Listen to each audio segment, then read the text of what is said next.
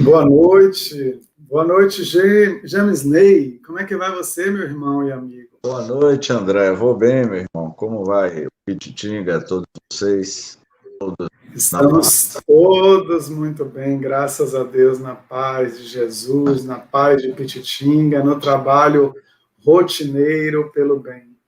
Boa noite a todos vocês, todas vocês que estão aqui conosco, participando em mais um dia de um encontro neste canal da Sociedade Espírita José Pititinga.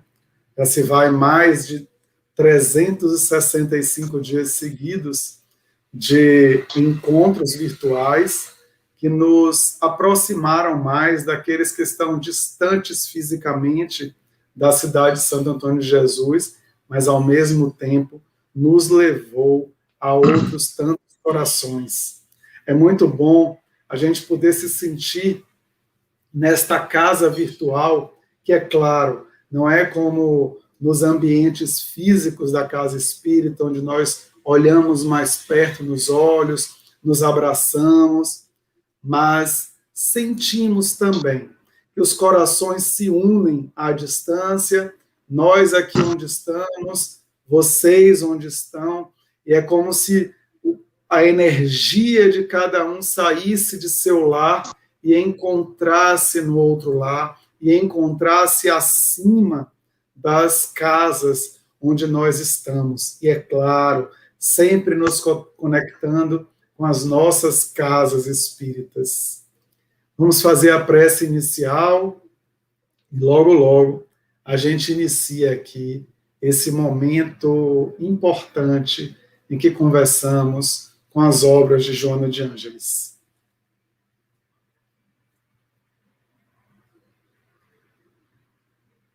Querido amigo Jesus, estamos tão próximos de vós neste momento em que comungamos, em que entramos em contato com as mensagens da veneranda Joana de Ângeles, mensagens que trazem de volta o Evangelho para nós, e nós vamos sentindo a firmeza do ideal espírita em nossa vida. Muitas vezes preocupados com a vida cotidiana, muitas vezes presos ao passado que nos agride, que nos atrapalha a consciência culposa, nós percebemos em Jesus este que purifica todas as consciências, não porque ele manda, não porque vós mandais para nós um jato de energia, mas porque nós bebemos desta fonte que é o vosso Evangelho. Nós sentimos em vós, Senhor, a energia pulsante da vida. E todas as vezes que temos dúvidas, que fraquejamos, voltando ao Evangelho, nós sentimos mais uma vez a vossa presença. É por isso que somos gratos, gratos pela oportunidade deste canal e de tantos canais nesta pandemia, canais nas redes sociais que nos aproximam uns dos outros, nos aproximam do Evangelho, e aproveitamos nestes momentos para orar e agradecer. Que assim seja. Que assim seja. Então, mais uma vez, aqui nós estamos com o Evangelho e, mais especificamente, com momentos com Joana. Nós trazemos, nesta série Momentos da veneranda Joana de Ângeles, pela psicografia de Divaldo Pereira Franco, inúmeras mensagens em 9 livrinhos de bolso que fazem com que nós busquemos refletir como numa viagem que fazemos ao coração. E então, como temos feito nos últimos programas, James, vamos começar perguntando a você, meu irmão, esta viagem que fazemos ao coração, Essa viagem que Joana, assim como outros benfeitores, nos trazem mensagens. Qual o veículo habitualmente utilizado por você para fazer esta viagem refletindo as mensagens da veneranda? É oração? É uma meditação? É uma caminhada pela natureza? É através do sono, das artes, do trabalho que desempenha, dos estudos, de ação social ou de outra maneira? Qual o veículo mais habitual que te leva a essa viagem interior? Boa noite, meus caros irmãos, minhas caras irmãs. Que nosso Senhor Jesus Cristo ilumine a jornada de todos nós. É um prazer enorme reverenciar, beber da fonte desses momentos de renovação. Viagem no coração, para mim, certamente para nós, é uma viagem diária, é uma caminhada pelas areias, pelos caminhos que nos leva a uma clareza maior. Especialmente a mensagem desta benfeitora espiritual, que as suas mensagens certamente é um convite à vida, é um convite à gratidão. E quando nós renovamos através da maestria poética das mensagens de Joana de Ângelis, certamente é uma proposta de renovação constante das nossas vidas diárias. Certamente, esta grande benfeitora espiritual, ela vem nos apresentar um roteiro de diretrizes para a renovação íntima das nossas almas sedentas de clareza espiritual para toda a humanidade, principalmente nesses dias atuais em que a humanidade se encontra em busca deste lenitivo, em busca de uma paz interior, em busca de uma fonte de água cristalina, que é a viagem ao mundo interior de cada um de nós. Que maravilha, meu querido. Ela é realmente uma viagem que nós não podemos deixar de fazer. Apesar da pandemia nos manter em casa, nos manter nesse recolhimento no lar físico, nós devemos sempre fazer essa viagem. Nós não podemos deixar de buscar o nosso coração. Mas temos uma segunda pergunta, James, que é tão relevante quanto a primeira. Quando nós pensamos nessa viagem, quando nós buscamos o veículo para essa viagem, qual momento você prefere fazer a viagem ao coração? É uma viagem diária, como você falou há pouco, mas também alguns podem fazer a viagem quando estão mais ansiosos, ou quando estão com medo, ou celebrando resultados felizes, ou ainda quando tem perdas, ou quando está doente. Você consegue fazer esta viagem diariamente, ou há momentos específicos que te lembram, que te levam a esta viagem? Ótima pergunta, meu querido amigo André. Eu criei o hábito nos últimos anos, desculpa, ao iniciar a minha vida diária, todas as manhãs, eu criei o hábito da meditação, da oração. O valor terapêutico da oração nos aproxima a estas constantes viagens, porque nós não sabemos o que iremos enfrentar durante o nosso dia que se inicia. Portanto, um dos grandes passaportes para as nossas vidas diárias, para os grandes embates, para as lutas odiernas da sociedade humana, certamente é a oração como muito bem a benfeitora Joana de Ângeles, ela deixa claro, dentre tantas as suas obras, eu especialmente criei um carinho muito grande por esta obra, a Psicologia da Gratidão, e que a benfeitora vai nos apresentar, que a gratidão é a assinatura de Deus em sua obra. Portanto, eu sempre busco, mesmo em alguns minutos, em alguns segundos, meditar, orar. E muitas das vezes, cada um de nós, estamos mergulhados nos dramas da vida, alguns com suas perdas de entes queridos, outros tendo sucesso na vida profissional, na vida relacional. E as criaturas humanas, cada um vai buscar os seus recursos que ora lhe faz presente para estabelecer esta conexão com Deus, com o Criador e com a sua manifestação da sua própria vida na estadia da Terra. Nós somos essa manifestação divina do Criador na Terra.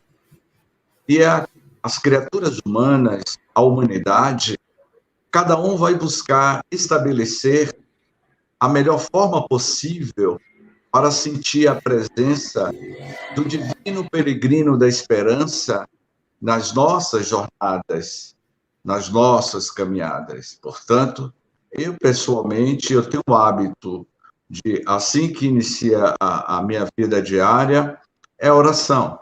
A oração é o pão da alma.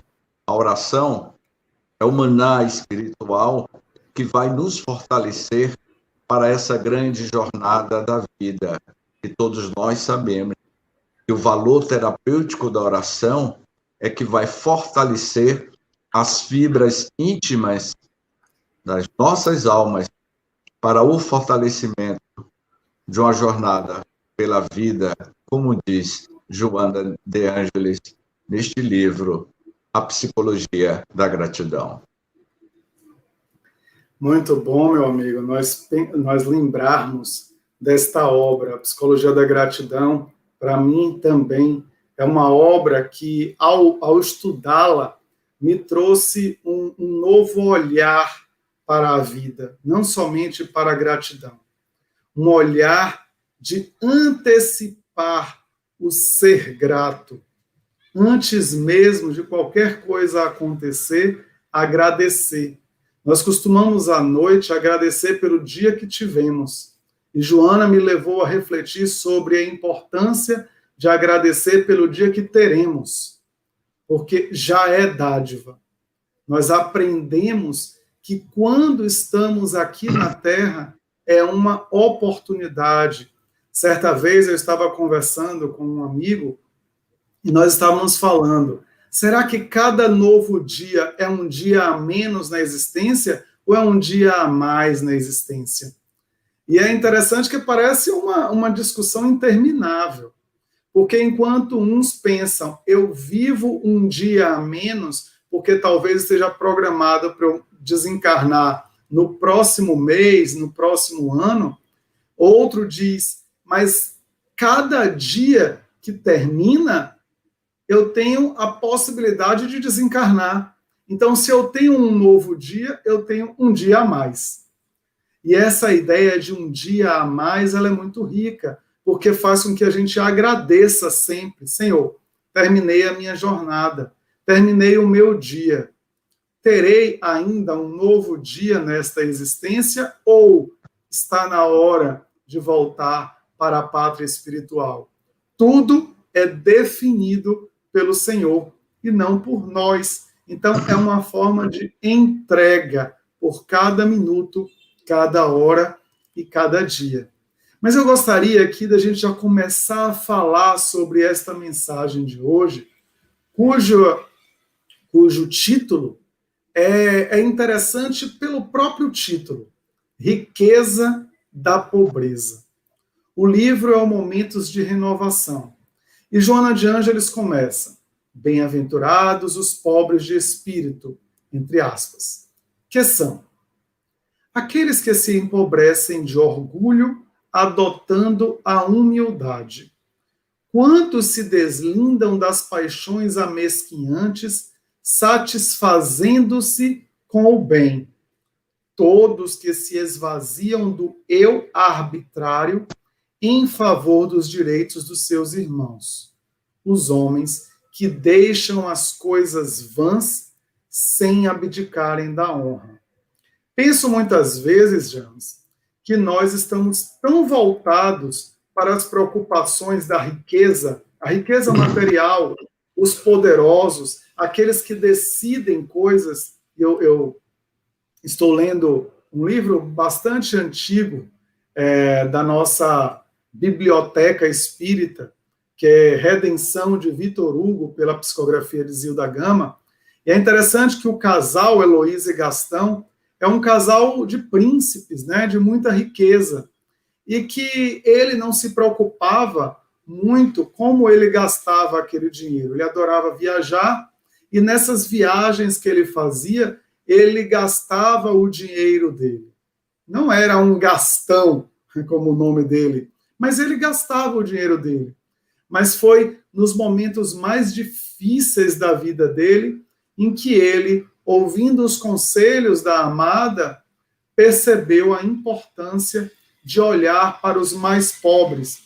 Não eram distantes, eram aqueles que o serviam, eram aqueles que estavam ao seu redor, eram aqueles da comunidade próxima. Ele via aquelas pessoas todos os dias, mas numa arbitrariedade, numa altivez que não lhe permitia perceber a necessidade de cada um deles, de cada uma delas. E ia seguindo a vida. E a partir daquele momento, ele começa a olhar para os outros e ajudar os outros e perguntar sobre os outros. O que você está precisando? Como eu posso te ajudar? E aí Joana diz, aqueles que se empobrecem de orgulho, adotando a humildade. James, o que a gente pode... O Evangelho nos traz um capítulo inteiro sobre essa bem-aventurança. O que a gente pode entender da nossa viagem ao coração, da nossa vida cotidiana com Jesus, quando nós estamos buscando auxiliar os outros em nome de Jesus? Como a gente pode entender o empobrecimento do orgulho, meu irmão? Meu amigo André, você me fez lembrar nossa digníssima Zilda Gama. Zilda, peço licença a vocês para realizar uma breve conexão sobre o espírito da humildade de Zilda Gama e João Nunes Maia. Zilda Gama, que produziu belos livros, tanto quanto João Nunes Maia. Eles dois foram amigos, Zilda Gama e João Nunes Maia. João Nunes Maia iria psicografar o livro Francisco de Assis, que é uma viagem às bem-aventuranças dos pobres de espírito. E na época que João Nunes produz esse livro, e Zilda Gama, também na sua época, os dois médios, o que eles tinham de grandes virtudes da tua alma era a beleza da sua pobreza. Quando Joana nos diz, aqueles que se empobrecem de orgulho, adotando a humildade. Meu amigo André, meus caros irmãos, era a personalidade mais marcante de Zilda Gama e de João Nunes Maia, dois grandes médios, para receber obras profundas sobre o espírito da humildade. Certamente tinha que ser alma generosa. Era a personalidade de João Nunes Maia, homem simplório e que recebe uma obra-prima, um grande marco da literatura espírita brasileira, no que se diz respeito sobre as bem-aventuranças de Francisco de Assis. Quando Joana de Ângeles, que foi contemporânea de Francisco de Assis, na personalidade de Clara de Assis, Joana, séculos depois, nesta obra Momentos de Renovação Íntima, nos diz: quantos se deslindam das paixões amesquentes, satisfazendo-se com o bem. O bem é a matéria-prima do Criador. O bem é a obra mais expressiva do Criador. E quando ela comenta todos que se evasiam do eu arbitrário em favor dos direitos dos seus irmãos, ela está querendo dizer que as grandes bem-aventuranças das grandes moradas da casa do Pai, as grandes bem-aventuranças do pobre de espírito, é esvaziar do seu eu interior, das cavernas mais profundas da nossa alma, aonde transita o carrossel das sombras que cada um de nós carregamos, e despertamos com interesse de estendermos as nossas mãos terapêuticas, amando o próximo, como muito bem Jesus nos ensinou na sua lição das grandes bem-aventuranças. E quando Joana vai afirmar os homens que se deixam as coisas vãs sem abdicarem da honra, a dignidade, a ética, o princípio de uma nova ética apresentado por nosso Senhor Jesus Cristo naqueles idos do início da nossa era cristã, na Galileia, na Judéia. O que Jesus mais veio nos ensinar com a sua obra é dignificar a morada da casa de meu Pai, no mundo íntimo de cada um de nós. Portanto, quando ela nos diz que os homens que deixam as coisas vãs sem abdicarem da honra, ou seja, nós somos criaturas humanas se manifestando na Terra com todos os seus dramas íntimos, com as lágrimas que derramamos, com os momentos de felicidades, de tristeza, e temos que sabê-la administrar todos esses conflitos que vivemos.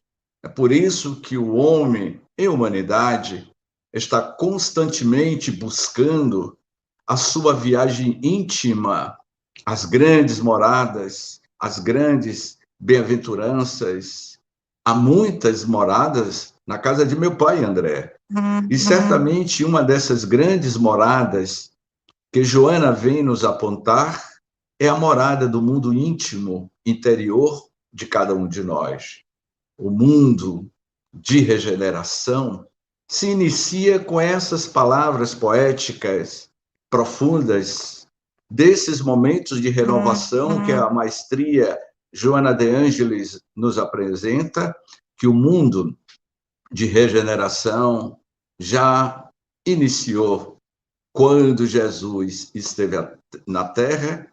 E como Amélia Rodrigues, certamente, meus caros irmãos ouvintes desta live, imaginemos-nos que Amélia Rodrigues, de mãos dadas com Joana de Ângeles, no mundo espiritual, inspirando o médio na Terra para escrever Quando Chegar a Primavera, que é um ditado de poema da busca desse mundo de regeneração no estado íntimo da alma de cada um de nós. É por isso que nesses apontamentos, Joana de Ângeles vem nos mostrar as diretrizes para o mundo de regeneração através dos momentos de renovação dos nossos corações.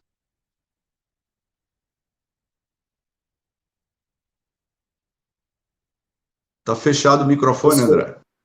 Obrigado. Como é bom lembrar essas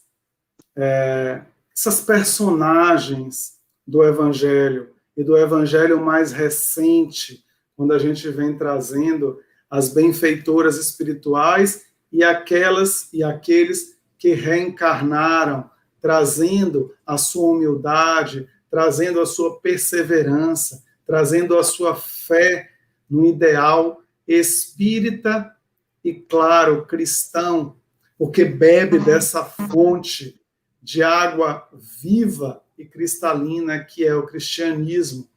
Quando a gente pensa no orgulho, quando a gente pensa na vaidade, quando a gente pensa no egoísmo, a gente vai percebendo que há muito disto em cada um de nós. Geralmente, a gente diz que o outro é egoísta, que o outro é orgulhoso, e muitas vezes até diz, mas eu sou. Mas quando a gente se dá conta, numa reflexão íntima, sem que ninguém diga, que a gente, naquele momento, está conseguindo avançar um passo na humildade ou um passo na caridade, a gente se sente um pouco mais perto desse novo eu, dessa pessoa nova que a gente deseja, se comparando com esses vultos do Evangelho. Joana continua dizendo que as criaturas que cedem nas disputas inúteis, perdendo bens transitórios a fim de não se indisporem com ninguém, esses pobres de espírito assim fazem, e deles é o reino dos céus. Quantas vezes nós deixamos passar a oportunidade da reflexão? Acontece alguma perda e a gente fica preocupado com aquilo ou com aquela pessoa que a gente perdeu. E aí, nesse sentido de que a gente perdeu, já tem algo de orgulho. Né? Quando a gente reflete, será que eu perdi alguém? Mas se todos nós somos filhos de Deus, quem é este alguém que eu perdi? E perdi como? Eu tinha? Era a minha posse? Quando vamos refletindo sobre as nossas palavras e nos encontramos em contato com os nossos sentimentos mais profundos, percebemos que muito destes sentimentos ainda estão pegando, imantados no orgulho e no egoísmo. Não nos damos conta de que quando Jesus coloca o pequenino, a criança, a inocência ao lado dele, para falar não só de pureza do coração, mas de pobreza de espírito, de simplicidade de espírito, ele está falando, sobretudo, desse lugar que nós guardamos, ou que nós deveremos estar, de pobres de espírito, de desapegados das coisas da terra, dos bens transitórios. E quando falamos de bens transitórios, a gente entende como tudo que está na terra ao nosso lado e que a gente acha que é facilmente tocável. Eu posso, como numa prateleira de uma loja, apenas chegar ali, pegar e colocar no meu carrinho de compras para mais tarde levar para minha casa. Esses bens que são transitórios, eles são, sobretudo, de Deus, colocados para nós. Como é, James, que você consegue perceber a vida na Terra como um todo, em todo o planeta? Durante esse momento de pandemia, em que nós somos obrigados a olhar mais para os outros do que para nós. No sentido positivo do olhar para os outros. Não é com julgamento. É de pensar no outro. É de perceber que o outro vive de uma forma muito vulnerável. Como é para você esse deixar o transitório de lado? É o corpo físico? É a vida material? são as posições da vida material. De que maneira nós podemos, conhecendo esta obra maravilhosa de Joana de Ângeles, esta obra, eu digo, estas séries maravilhosas, como nós podemos entender a vida na atualidade pelo olhar do estudioso da pobreza de espírito? É viver o Evangelho de Jesus. Quando o amor veio à Terra, era a presença de nosso Senhor Jesus Cristo. O roteiro seguro para que a criatura humana ou a humanidade aprendesse a espiritualizar a matéria. Na medida em que nós vamos assimilando as boas novas do Cristo, esta boa nova alvissareira, através do seu Evangelho, que é um roteiro de renovação para que as criaturas humanas saibam administrar os seus bens materiais. Paulo de Tarso, em uma das suas mensagens do Evangelho, ele vai dizer que na medida em que nós vamos nos espiritualizando moralmente e espiritualmente, nós vamos desmaterializando a matéria. E na medida que o espírito vai assimilando o conceito da ética do Evangelho de Jesus, começamos a ter um novo olhar de 360 graus ao nosso derredor, das nossas relações com os bens materiais. A riqueza, ela é próspera. Como muito bem iria dizer Emmanuel no livro Dinheiro, um livro de bolso que o Chico psicografou, e que ele vai dizer que a riqueza, o dinheiro, ele tem uma função terapêutica para impulsionar a humanidade. A questão é a forma como nós administramos o poder, o dinheiro, a riqueza.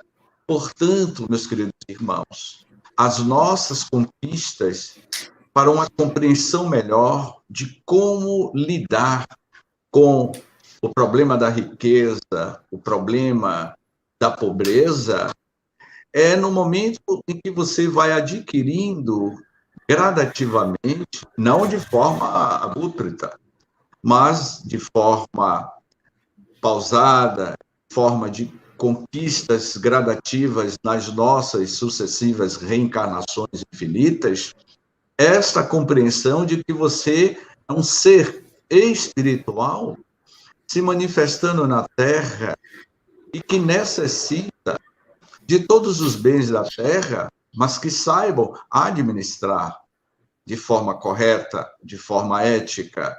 Quando Jesus iria, meus amigos, dizer: dai a César o que é de César e dai a Deus o que é de Deus. E quais são as moedas de César? E quais são as moedas que estamos colocando no banco divino do Criador? Portanto, nós somos alunos neste grande banco monetário divino, porque quando André falava, eu me lembrava que todos nós não somos donos de nada, nem do próprio corpo que neste momento nós nos manifestamos. A Covid-19 tem nos colocado tete a tete, cara a cara, com o monstro da esfinge da mitologia grega, o monstro da morte. E que é neste momento que não é a riqueza, não é o dinheiro monetário que vai neutralizar o monstro da esfinge, o monstro da morte.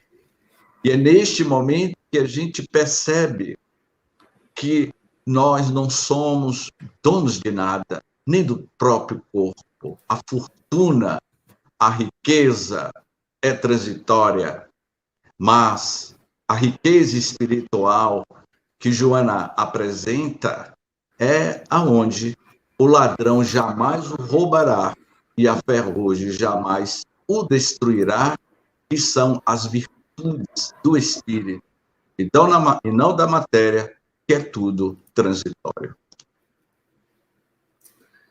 James, a gente vai percebendo nessa conversa que nós estamos tendo o quanto a espiritualidade superior nos brinda com olhares diversos sobre o nosso dia a dia, sobre nosso lugar neste local, neste ambiente, como nós estamos neste momento.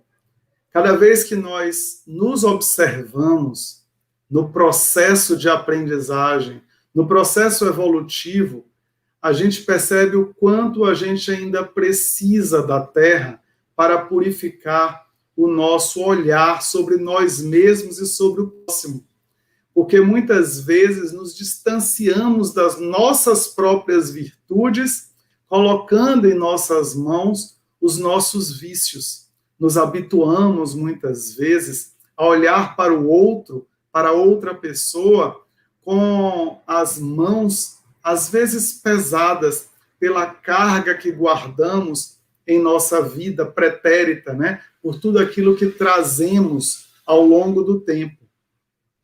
Joana de Ângeles vai dizer que os homens de espírito pobre, e não agora os pobres de espírito, os de espírito pobre acumulam a avareza nos cofres da usura e arruinam o seu próximo, em verdade, a si mesmos prejudicando.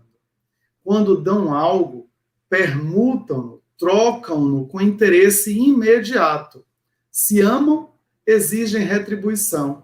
Porque possuem, sempre pensam em tudo comprar, em razão de não acreditarem na pureza dos corações, ansiosos e inquietos como vivem. São espíritos assinalados por imensa pobreza. Suas posses geram discórdias, inveja, ódio e divisão. Ganham na terra e logo se perdem, tudo deixando na insânia que os desarvora.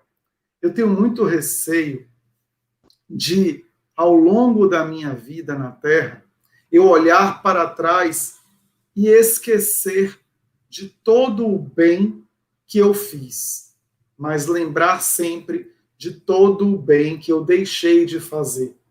De quantas pessoas que estavam ao meu lado, precisando de mim, precisavam apenas de um olhar, de uma ligação, de uma mensagem, porque eu estava tão preocupado com as coisas materiais, tão ansioso por cumprir uma missão que eu achava efetivamente racional, por uma dimensão racional, que eram fundamentais para mim, e não olhei pelo sentimento, pelo coração, para aqueles que estavam ao meu lado.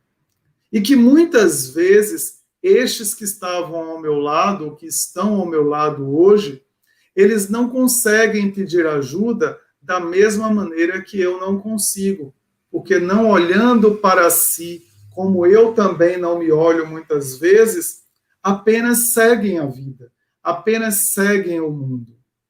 Eu tenho uma grande dúvida. Eu gostaria que você me ajudasse a refletir sobre esta dúvida. É uma simples alteração de ordem ser pobre de espírito e espírito pobre, quando Joana traz a riqueza na pobreza, ou melhor, quando nós reencarnamos em comunidades mais pobres, em regiões mais necessitadas de uma infraestrutura pública necessária para a sobrevivência. É possível sermos ricos nesta pobreza? E de que forma? Certamente, Joana deixou claro: bem-aventurados os pobres de espírito. E ela vai dizer que existe uma diferença. Os homens de espírito pobre significa, de forma bem expressiva, uma citação de uma das suas parábolas, do joio e do trigo. Eu diria aos meus irmãos, respondendo de forma alegórica a pergunta de André, eu diria o seguinte: a parábola do joio e do trigo. Como o André me fez a pergunta, eu vou jogar a pergunta para todos os internautas da nossa live. O joio e o trigo. Deixai que ambos cresçam juntos. E no momento certo, iremos realizar a separação do joio e do trigo. Porque no presente momento não podemos arrancar as duas sementes, porque no início da jornada na Terra, ambas são semelhantes. Não dá para você identificá-las quem é quem tem uma virtude melhor do que a outra, porque ambos tiveram o mesmo princípio. Aquela semente teve um início naquele solo fértil, foi jogada no mesmo solo o joio e o trigo, as duas sementes, dentro de um estrado, dentro de uma fazenda. Aí eu perguntaria: quem é joio? Quem é trigo? O trigo, podemos dizer que o trigo é bem-aventurados os pobres de espírito. Esse é o trigo. O joio, os homens de espírito pobre. E era exatamente isso que Jesus apresentava de forma psicológica. Aquele que hoje é trigo, no passado remoto, ou melhor dizendo, nas suas sucessivas reencarnações, foi despertando o trigo que você seria no futuro. O trigo de hoje foi o joio de ontem. E o joio de hoje, certamente, será o trigo do amanhã. São conquistas do ser espiritual. Essa transmutação entre os homens de espírito pobre que acumulam avareza nos cofres da usura, certamente aquele homem avarento de hoje, amanhã ele se tornará um filho de Deus, um homem próspero, na prosperidade de transformar aquilo que ele foi avarento nesta ou em outras vidas passadas em novas virtudes. Portanto, nós podemos dizer que esta parábola de Jesus deixa bem claro que aquele que cultiva a semente do trigo vai colher trigo. Aquele que planta joio certamente vai colher tempestade. Mas ambos tiveram o mesmo princípio, o mesmo solo fértil, o mesmo Criador, foi regado pelo mesmo fazendeiro.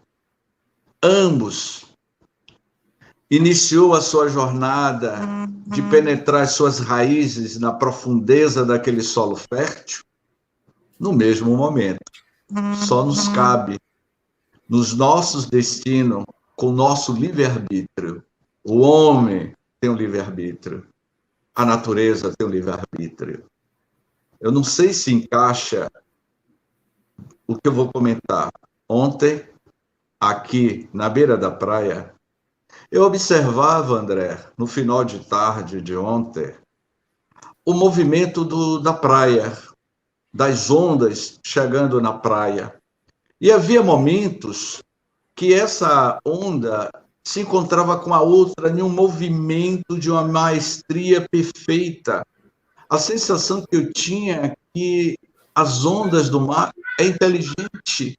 A esponja do mar, a forma, a arquitetura, o formato geométrico de cada onda parece que tinha vida própria, inteligência. E eu cheguei a uma conclusão de que tudo na vida tem princípio inteligente. tudo na vida, vivem para amanhã se tornar algo muito mais grandioso. Portanto, todos nós somos essas sementes da vida. Todos nós somos as ondas do mar no seu processo cíclico de renovação, especialmente a renovação do nosso mundo interior. Obrigado, Ney. James, a gente tem algumas participações aqui, né? Sempre aprendemos um pouco mais através da dor, e a riqueza maior do espírito pelo autoexame é ver a distância a percorrer no despertar das realidades divinas que moram em nós. Aqui também temos, como colocamos antes, uma grande vantagem do estado de pobreza é a chance de desenvolver a humildade, a disciplina e a empatia com quem sofre. O empenho em servir pode fazer grande diferença na formação do caráter. A resignação e a resiliência são fundamentais para construir a riqueza da pobreza. Resignação é uma forma de exercitarmos a humildade. Reconhecermos a supremacia do Pai é a tônica para sermos pobres de espírito. A viagem interior diária e honesta faz-nos perceber o quanto somos ainda espíritos em busca da pobreza real. Nascer numa situação modesta não dá atestado de virtude a ninguém. O importante é viver com dignidade no contexto onde Deus nos colocou. Isso já não é uma riqueza para o espírito? Eu gostaria que você comentasse daqui a pouco essas mensagens e respondesse essa pergunta, que agora já vamos para as considerações finais, a partir do finalzinho da mensagem de Joana, meu amigo. Alguns não têm... Oi. Posso responder, fazer um resumo de todas as perguntas? É isso, deixa eu só fazer a leitura finalzinha, que é só um parágrafo da mensagem, certo. E aí você já faz a resposta resumida e as considerações finais. Alguns não têm haveres, mas disputam os largos tratos de terra do orgulho, do egoísmo, da malquerença, tornando-se ricos de mágoa, vilania e agressividade. Fazem-se ricos de mesquinhez e pobres de esperança. Todo aquele que ama se enriquece de paz, empobrecendo-se de posses materiais. Bem-aventurados os pobres de espírito. Joana de Ângeles. Fique à vontade, meu irmão.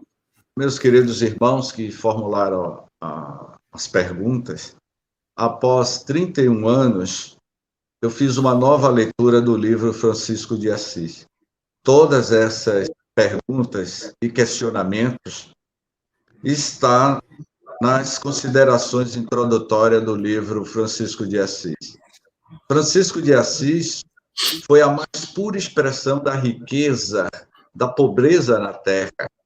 Ele iria quebrar os paradigmas, especialmente quando ele vem à Terra mostrar a humanidade, mostrar o império do orgulho, da vilania da sua época, e perceber que as riquezas do mundo maior é a riqueza da humildade. Era um momento decisivo da vida do jovem Francisco de Assis, quando, diante de seu pai, que podemos dar uma interpretação psicológica do livro, quando Pedro Bernardone, o seu pai, era a figura da riqueza, da opulência, da vilania, porque o pai dele era uma personalidade altamente temperamental. E Francisco de Assis veio exatamente quebrar os velhos paradigmas da riqueza, da avareza, mostrando o seu espírito de humildade. O maior patrimônio que Francisco de Assis legou à humanidade era a riqueza, era a pobreza da sua humildade. E ele vai deixar exemplo profundo de como você pode estabelecer esse espírito de amar o próximo. Por onde Francisco passava, deixava um exemplo de humildade e grandeza espiritual. Pelas estalagens, pelos caminhos da cidade por onde ele andava e os seus diletos franciscanos, era marcante que o Evangelho de Jesus tinha esta proposta diante do Papa Urbano II. Urbano ficou surpreso em perceber que Francisco estava apresentando a maior de todas as bem-aventuranças da humanidade diante do Papa, que é as bem-aventuranças da riqueza espiritual. Portanto, sejamos verdadeiramente Francisco de Assis, que transformou a sua humildade, a sua pobreza, nas grandes balizas de diretrizes futura para a humanidade, percebendo que todos nós, certamente, carregamos, minha amiga Cris, um Francisco de Assis no nosso mundo íntimo. Portanto, as minhas considerações finais, dentro desta mensagem tão profunda e tão salutar, viagem ao coração, nesses momentos de renovação que a humanidade atravessa, que esta riqueza, no dizer de Joana de Ângeles, no livro Psicologia da Gratidão. A gratidão é a assinatura de Deus em sua obra. Sejamos gratos diante da vida e da riqueza espiritual, porque todos nós somos os milionários da felicidade com o Evangelho de nosso Senhor Jesus Cristo. Gratidão, muita paz. Meu amigo e irmão James Ney, muita gratidão a nossa por este momento que tanto nos é importante para o processo evolutivo da humanidade. Refletir contigo mais uma mensagem de Joana de Ângeles, trazer para os corações amigos estes momentos tão ricos, tão relevantes, para lembrarmos da humildade, para lembrarmos da caridade, é essencial. Gostaria aqui de agradecer a participação de vocês, mas antes de concluirmos com o pedido de prece final a James Ney, gostaríamos de dar o aviso da palestra doutrinária de amanhã, segunda-feira, nesse mesmo canal da CEGEP, às 19 horas. Então, estejam conosco mais uma vez. Estaremos falando amanhã sobre mais uma mensagem do livro Primícias do Reino, pelo Espírito Amélia Rodrigues e a psicografia de Divaldo Pereira Franco. Venham conosco, compartilhem, tragam outras pessoas que possam também refletir sobre esta obra que é tão relevante, pois a primeira da série de Amélia Rodrigues sobre as pegadas do Mestre na Terra. Gratidão, Gene, pela postagem, e vamos retornar mais uma vez com James, agradecendo e pedindo para que ele faça a prece de encerramento desta noite. Senhor Jesus, benfeitores espirituais, louvamos a tua presença magnânima neste mundo em litígio, busquemos, neste exato momento, a imagem do meigo Rabi da Galileia, caminhando pelas areias do mar de Genezaré, estendendo as tuas mãos terapêuticas a todos nós necessitados do teu amparo espiritual, que nestes momentos em que a humanidade atravessa a noite escura da alma, sejamos eternamente gratos pela presença do divino peregrino da esperança, renovando-nos as nossas almas para o mundo em renovação. Que nosso Senhor Jesus Cristo estabeleça eternamente esta conexão com o Divino Pai, o nosso Pai maior de todos nós. Gratidão, muita paz.